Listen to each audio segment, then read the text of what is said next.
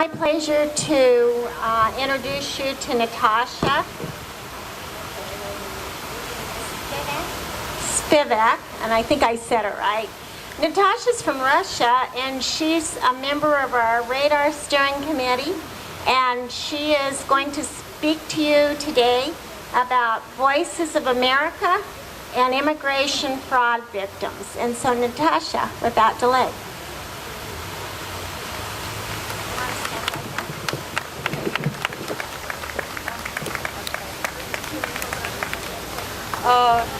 Okay. I will sit down later. I injured my leg, and that's why I have special accommodations here to sit down. But I will stand a little bit, and then I probably will sit down. I will speak about immigration, VAWA and immigration. And this is the least known topic. Probably nobody knows how immigration is affected by VAWA. I myself Closer? Okay. I am an immigrant. I immigrated to this country 20 years ago from Moscow, from former Soviet Union. And I came here with my husband and two small kids. My first job was at Johns Hopkins. I was a professor of political Russian here. But then my husband got killed in a car accident. And I needed to learn how to be single mom in a new country with new language and everything. And I guess that changed all my life. And it changed it professionally and personally. And I became a matchmaker. So now I'm dealing with matching American men with Russian women who are in Russia and Ukraine. I'm dealing with most vulnerable people. Vulnerable in terms of they're lonely. Very often they are from Russia. They are immigrants like myself. They lost their spouses. Maybe they just got divorced. They cannot find themselves in this country. American women do not match with them very well. So they come to me for help. And my organization helps them. It is called, by the way, Encounters International. And very often journalists ask me, do you match people, do women come here for love or for a green card? And of course, VAWA made it in the spirit of breaking families. VAWA made it very, very easy and encourages women to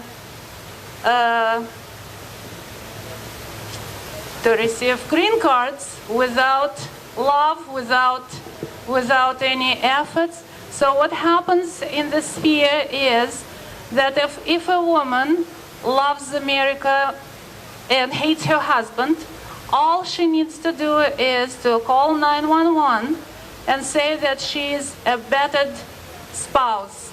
A battered spouse is a secret word, sacred word, that many women even don't know how to pronounce. But nevertheless, they get this, they're taught that this is a passage for them to the American citizenship. For men, very often they do not know what is going on, because lawyers tell them that after they bring their spouse to the United States, supposedly the only reason why a spouse gets her permanent residency is because she is married to this man. And if she is no longer married, she is supposed to go back to her homeland. So VAWA changed it totally. And nowadays, a woman who claims that she is abused is getting her permanent residency and eventually her citizenship. And that is a huge incentive to file false abuse accusations, which increased recently increased a lot. And at the same token, men who thought that they're bringing their spouse for love ever after find themselves in a position of double betrayal. The betrayal by their spouse, by their foreign spouse, and the betrayal by the government, because the government, unlike in the rest of the situations with false accusations, in the immigration sphere, the government does not allow spouses to bring evidence of fraudulent marriage or that the abuse never happened. So presumption of innocence does not exist whatsoever in the immigration area. So this is even worse than anywhere else, and unfortunately not many people are aware of that until such time that they have this experience when it is too late. So I am very active in the Russian community, in the community of Russian women and American men who were defrauded by women who were interested in getting their legal status in this country by using VAWA. So, and as a result, these people started getting together. We have this organization which is called Voices of American Immigration Fraud Victims. It is a budding organization, but it becomes stronger and stronger, and I'm very happy that I became part of Radar, and that under the auspices of Radar we can be more effective in combating this phenomenon. Now, also, I found that fighting VAWA is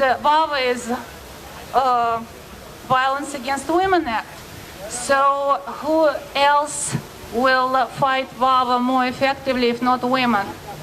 And I found that my voice is the most effective in my organization, and I believe that voices of all women who came here today and who make themselves heard are more effective than anything else. So today I wanted to call upon all the women who are here to join our new initiative, and that is Women for VAWA Reform.